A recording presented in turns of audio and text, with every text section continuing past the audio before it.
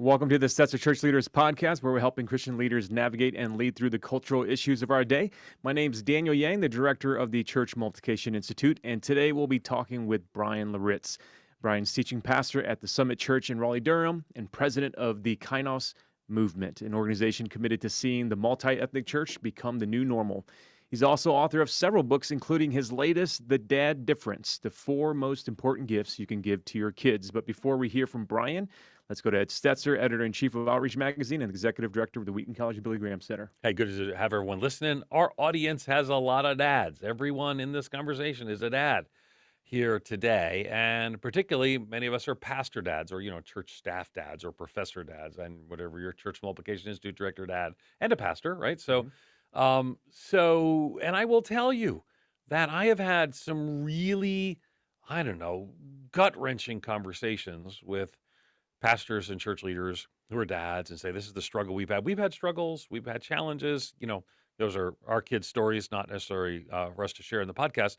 But I really was super encouraged when I saw that Bryan had written this book, came out right in the middle of pandemic shutdown, actually right in the middle of the protests after the murder of George Floyd, all this sort of stuff. And so I wanted to have Bryan on. We didn't do it right away, but I wanted to have Bryan to talk about this issue. And partly you have to understand some of the family dynamic with Bryan. He's going to share some of those things as well.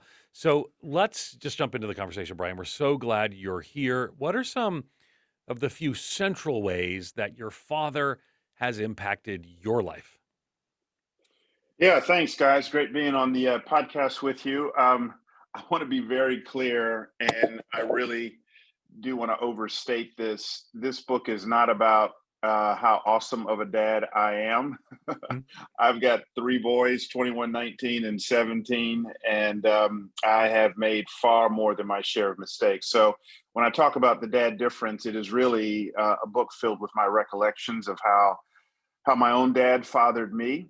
And I would say the main thing he did that kind of undergirded the 4 gifts, which are relationship, integrity, teaching, and experiences. But undergirding all this is he was just intentional. He's very much thoughtful. And Dad, who wrote the foreword to the book, I actually tried to write and release the book without him knowing about it. But there's some kind of law out there that if you have a certain percentage of content about a certain person, they've got to sign off on it. So that didn't work. But even in his foreword, he was very much humble and forthright, just saying, man, I made my share of mistakes as well. So I'm be careful not to deify my dad. He made his share of mistakes as well. But at the end of the day, I really feel like he was, through his intentionality, really gave me a jump start in life. Which is why I say dad is the most it's the most powerful 3-letter word in all of the English language. And someone said, what about God? Well, I really do think our perception of God is informed by dad, which is why I just really think it's powerful. So he just shaped and formed me through those gifts, through that act of intentionality. And it really just helped to jumpstart me in life. Fascinating. Okay. So, I think most people would know who your dad is, but we haven't mentioned who he is. So how about giving a little bit of background? Because you were raised not just in a pastor dad home, but by a prominent Christian leader. So who is your dad? Yeah, so my dad's Dr. Crawford Loritts Jr. Actually, he was more of an itinerant evangelist than he was a pastor when I was growing up. He didn't start pastoring until 2005, which was weird because he was calling me for advice because I'd been pastoring a long time by then. Oh, how interesting. But I didn't realize that. Yeah. He traveled a lot. He was with an organization now known as Cru. Right, I knew that. So Campus Crusade for Christ. So Dad was probably gone over 200 days out of the year. Wow. Him and Josh McDowell, their roles were very, very similar. So Dad was traveling around, preaching a lot. I think today one of the things he would say is I was probably gone too much. But, I didn't feel that as a child, mainly because I think we as parents kind of shape our kids normal. It's not until later on in life where we start kind of looking at how other people were raised. We go, oh, okay, I was kind of raised different. But in the middle of it, I didn't know what I was missing out on. The great thing about Dad's role was when he was home, he was completely home, and he was all in. And so we could go fishing in the middle of the day somewhere. We cried our eyes out at a bunch of Atlanta Braves game at Atlanta Fulton County Stadium. We went to Falcons games, so on and so forth. But yeah, that's a bit of a flavor for who my dad is. Good help. What I didn't know, because I knew his dad from when I was in Alpharetta, and he was down the road there at Roswell. So in my mind, right, pastor, I was thinking it was longer term, makes perfect sense. But itinerant travel, that even has complications as well. Yeah, Yes. absolutely. And Bryan, you started this. Can you talk about some of the central ways that your dad had an impact on your life, and then specifically maybe even on ministry? Yeah, so listen, my dad led me to faith in Jesus Christ. And we were in Dallas, Texas at the time. Him and Tony Evans had planted a church together called Oak Cliff Bible Fellowship. I was 4 years old. It was one of the first vacation Bible schools. And somebody had the bright idea to show a bunch of 4-year-olds a film on hell. And I saw that, was scared out of my mind, came back home and said, what must I do to be saved? My dad led me to faith in Christ. From then on, my dad he discipled me and my siblings. I'm the oldest of 4. And he was my first Old Testament professor, my first New Testament professor. Every week we had a standing appointment at the local Shoney's diner there. Near our home, and he's just walking me through scriptures and being a part of crew. They were big on the 4 spiritual laws back then, so he's showing me how to share my faith. Not only is he writing the 4 spiritual laws down on a napkin, but he's actually, okay, you're going to watch me do this with the waitress. And he would actually take us on trips with him, a point that I make in the book, which was really formative. And one of the first things Dad would do, now this is in a pre-smartphone world, when we would walk into the hotel room, Dad would always take out a 5x7 or 8x10 photograph of the family and put it in a prominent place. And years later, I found out he did that because it was a reminder of him that he's got a lot of people counting on him and not to do anything stupid as he's thousands of miles away from home. So That's he just cool. kind of modeled that thing for me and my siblings. It's kind of interesting too. Your dad wrote a book on his dad. So I mean, there's like these generations. Never walk away. Lessons on integrity from a father who lived it. So there's like this generational path that's ultimately here. And then you became a dad, and that's a whole different experience when it's on the other side generationally as well. What are some misconceptions about fatherhood that you had when you first became a dad? Well, I just think like anything else, especially when you come from a home where you just saw Dad do it right, you assume it's a lot easier than what it actually is. That's a huge misconception. Then the complexities of, I've got 3 kids with 3 incredibly different personalities, love languages. And I began to understand Dad's statement that he used to always make to us growing up is fairness is not sameness. And so trying to raise your kids according to their unique bent, that's more art than science, which I think is just parenting in general. So I underestimated how incredibly complex, nuanced, hard that fathering actually is. In the book, the name of the book says, "Is the dad difference the 4 most important gifts you can give to your kids?" Can you talk about what are those 4 gifts and highlight some key points for us? Yeah, so I think the prominent metaphor that I use, especially in the beginning of the book, is we've all traveled from coast to coast, and what you figure out pretty quickly is going from west to east between the same 2 points.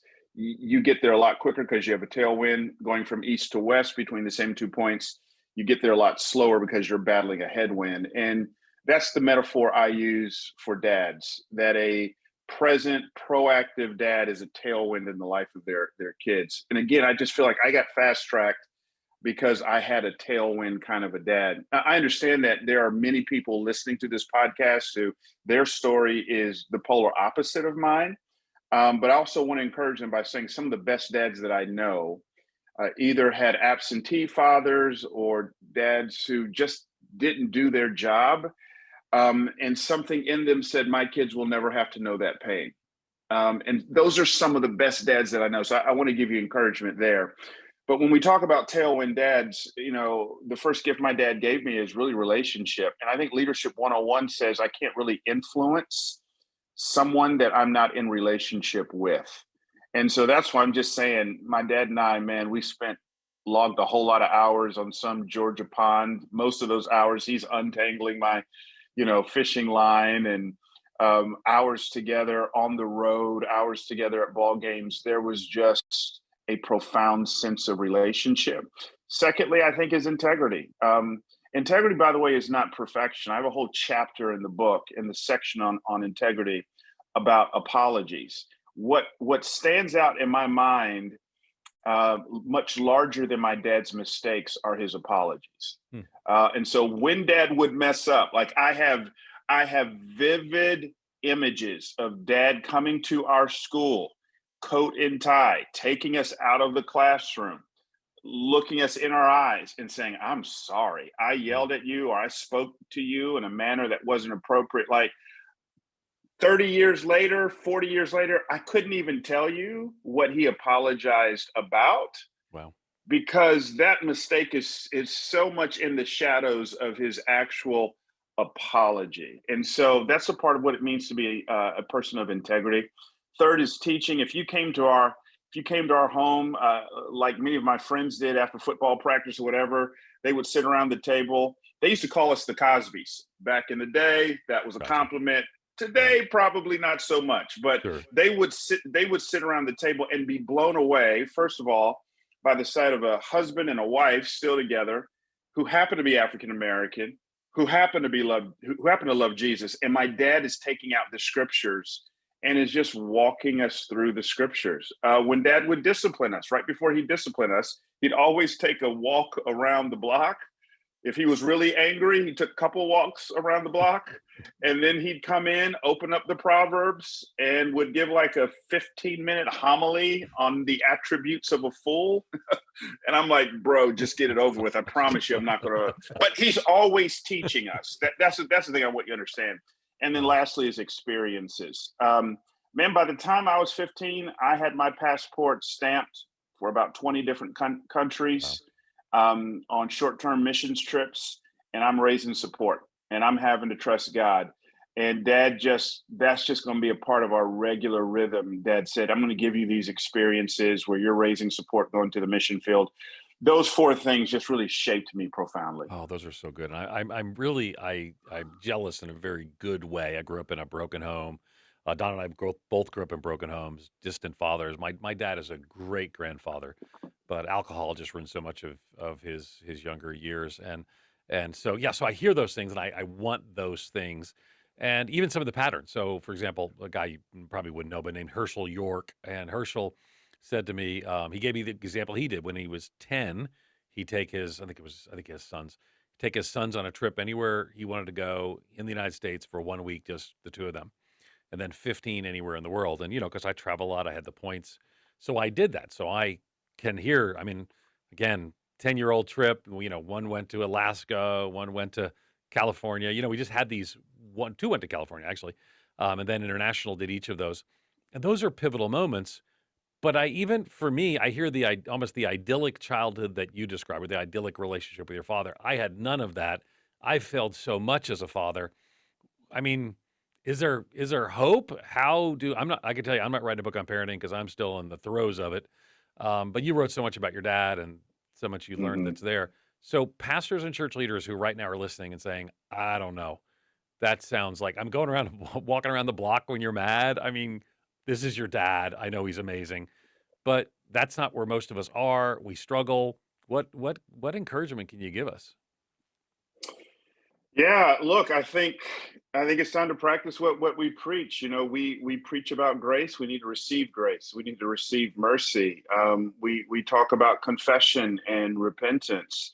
Maybe your pathway to change, if your kids are still in the home, is to just begin right there, and to lean into the Spirit of God to just do things differently. I cannot tell you the amount of just regrets that I have, the outbursts of impatience that I've had, where ministry, to be quite honest with me, ate up all of the margin in my life, and I'm so busy giving way to others, and I come home, there's nothing really in the tank for me to give to my family. I mean, these are points of repentance. I think if Dad were sitting here, in fact, I know if Dad was sitting here, he would say it, because I've heard him say it before, is he goes, man, looking back, I spent way too much time on airplanes, way Mm. too much time traveling.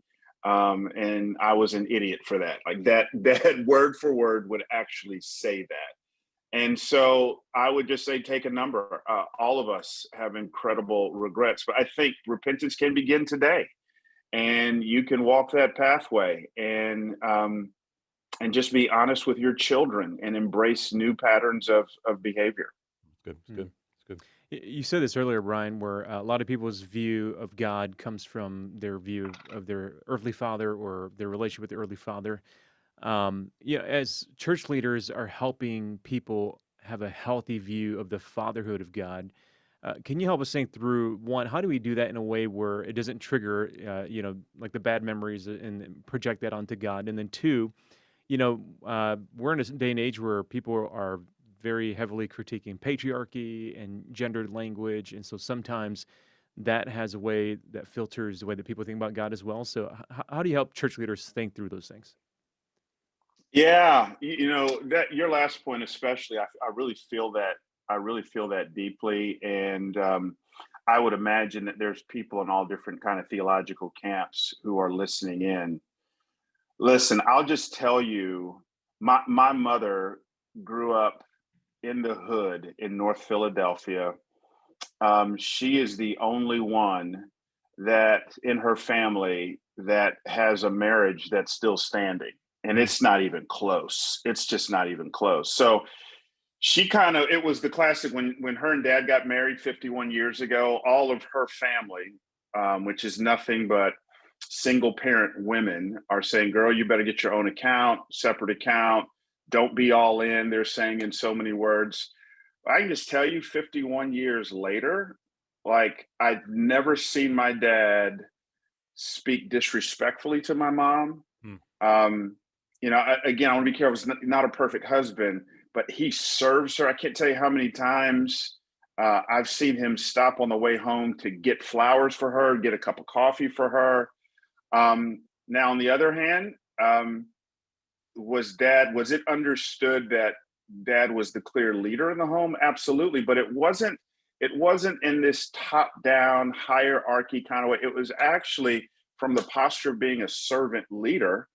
And I can just tell you the fruit of that 51 years later, my mom is more alive than she's ever been. And she comes from a background where the way she was raised resisted any kind of quote unquote leadership. But I just think everyone aches to be led like Jesus.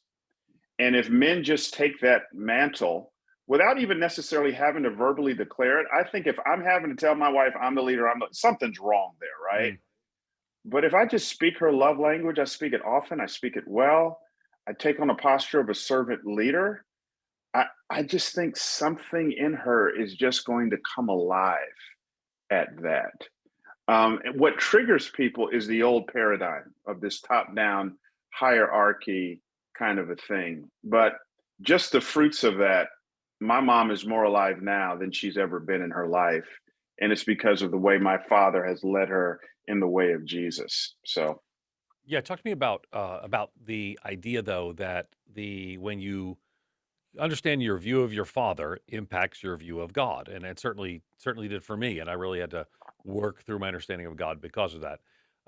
How do those relate, and what does that create a spiritual responsibility for us as fathers, if people are going to pick up their view of God from us? yeah. So, like I said, my dad led me to faith in Jesus. He taught me about Jesus. He gave me, so, so one of the things my dad often says is leaders are the desired destination. And that's a heavy statement to make. But the older I get, the more truth and wisdom I see in that. And that's why I think, and I say this oftentimes in the book, we got to be careful because dad's statement is really true. we parents tend to take too much credit when our kids turn out right and too much blame when they don't, right? But I do think a formula to create an environment conducive to rebellious kids are dads who talk one way about God, but live a completely different way. Yeah. I think that is a main ingredient. So to actually wake up every morning and to see my dad on his knees, 5:30, 6 o'clock in the morning, in prayer before God, to actually, we used to call my mom Law and my dad Grace.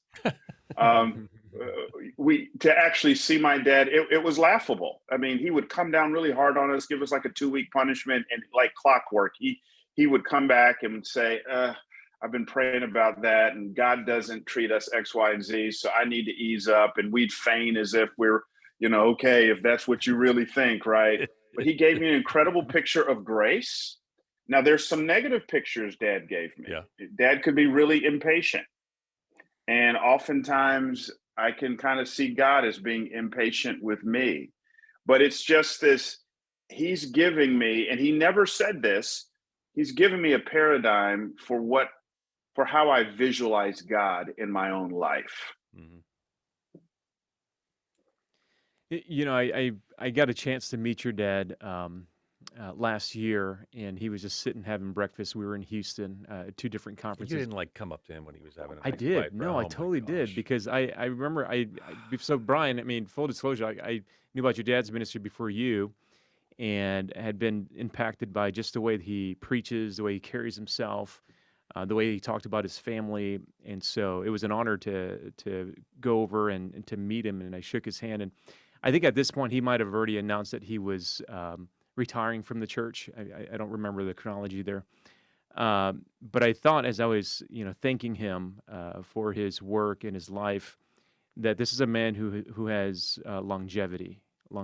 And I'm curious, from your vantage point of being his son and growing up in the household, what were the things that he did that helped ensure that he had longevity in ministry? Yeah, so Dad was giving me the death talk a couple years ago, Oh, and just it was kind of freaky, because I'm like, are you sick? Or he goes, no, I'm not sick. I just kind of want you to have a feel on what I want. And one of the things he did was he took me into a room in the house. I'd never been in this. It's more like a closet, and it's just stacks and stacks of his prayer journals. And my dad got saved in 1964 when he was 14 years old, and I'm thumbing through these journal entries. I see a journal entry dated 1972, and they first find out that they were pregnant with me. And Dad, just with tears in his eyes, just goes, "Hey, I want you to know there's never been a day in your life when I haven't prayed for you." wow. And just how overwhelming that is. I asked Dad, I think 5 years ago, because again, he's just metronome consistency. You just know Dad's going to be up at 5 something in the morning in prayer. I said, Dad, since you've been saved, how many times have you missed? And you can tell it, he said it in the most humble of way. He goes, I think 12 times. And it's that kind of stuff, but you have to pull that out of him. And it's never a self-righteous kind of a thing. You can just count on every single day he prays with my mother. It's just those kinds of habits that he cultivates, I would say, was the key to everything in his life, and especially his parenting. I love it. Habits and parenting go so together. And people, I'm intrigued by the fact that your dad was gone 200 nights, and so there were. I mean, the flow was different. I don't travel nearly as much as that, and so for me, I try to in time at home. I don't really buy into the quality time thing. I just think quality time happens when you're spending time with your kids and your family, and it becomes quality. But how did he do? I mean, I don't ask just about your dad, but how would you recommend pastors and church leaders who maybe doing Tuesday night elder meeting, and maybe they got a Thursday night Bible study, and how would you recommend them finding the prioritization of time to create some of those habits that you talked about? How do you fit it in with a busy church schedule, often when the church events take place or when the kids are out of school, for example? Yeah, and so much of parenting is even in seasons, right? Yeah. There was a big activity season. Like our evenings looked a lot different once our kids hit kind of that 11, 12-year-old Hmm. corridor on through high school. Because they're getting into activities and practices, and then they start driving, and so there's even seasons within the season of parenting when your kids are at home. So I want to be sensitive to that. One of the things that my dad advised me on, if at all possible, is to not do any evening meetings Hmm. if I could, or to really limit evening meetings. That was really, really helpful for me. I know not every pastor, I mean, especially if you're a pastor in a new church, you kind of have to go with the rhythms that are already established. But if you can, to just try to hold that dinner table hour sacred. And looking back, that's what Dad did. When he was in town, man, we were around that dinner table together. Once I started working, that became a little different. But even then, 4 nights out of the week, I was around that dinner table. That was a value that Dad really held high for us, and that was our moment to really huddle together. Um, I don't remember much else, Ed, outside of that. I don't remember a weekly date night that him and Mom did, although I do remember them spending a lot of time together. Oftentimes, Mom would accompany him, especially as we got older, on the road. Um, but yeah, those are some things. Yeah. So, but for you though, I mean, we got a whole book here. Again, the book for those of you just listening, just joining us, The Dad Difference: The Four Most Important Gifts You Can Give to Your Kids. So you've walked in pastoral ministry space. You've written a book on dads. So let's not talk specifically about Crawford Loritts for just a second, but let's talk about advice you have when you're talking to staff members at Summit, or when you're speaking at a conference about how can I, as pastor dad or church staff member dad, how can I, in addition to some as you said, how can I build that kind of healthy relationship, recognizing some of the challenges? I mean, I'm pretty transparent with my kids about it's not all awesome being the kid of somebody who's whatever I am. So what would you suggest? What are some additional ways as pastors we can effectively be dads, and dads who are pastors can be effective? Well, a couple high level things. One is I had an elder at a church I served one time tell me, because I was asking him a similar question, just really appreciate the way he parented. He said, "Man, be ruthless with time, gracious with people. Ruthless with time, gracious with people." And I kind of held on to that. Dennis Rainey once told me, he says, the problem with our calendaring philosophy, most of us, our calendar philosophy is task driven and not priority driven. So figure out what your priorities are and make sure your calendar expresses those priorities. And especially when the context of being a dad, that's a priority, right? Well, does my calendar reflect that and what it means for us? So so that is a huge thing that we've had to deal with. My gosh, so how it looks typically for our kids. My youngest is, sports is his love language. He's done the whole AAU basketball thing this summer. He's getting into golf because Dad, I want to play. I want to play golf. So we're going to be hanging out and doing that. My middle son is very much artsy oriented. That's not how I'm wired. But man, what brings him life is if we go to a Coldplay concert together, Hmm. or he enjoys reading books. If we read books together, that's kind of what brings him life as well. My oldest is a little bit of the sports thing. So it's just, what I'm trying to say is finding your kids' unique niche and just diving in on that. I heard Gordon McDonald one time in a parenting seminar said that one of the fundamental things he did with his kids, he goes, my kids were used to me being a leader and kind of being an expert on a whole lot of stuff. And they're always on my territory. He goes, I made up my mind to let them be the expert and coach me when it comes to their athletics and activities. Hmm. And that really resonated for me. So I would show up at their ball games, but they were so used to me leading them in the home, leading them at church. I never coached their teams because of that. I wanted them to have their own space and for me to come alongside of and ask them questions and have them coach me on some things and me encourage them.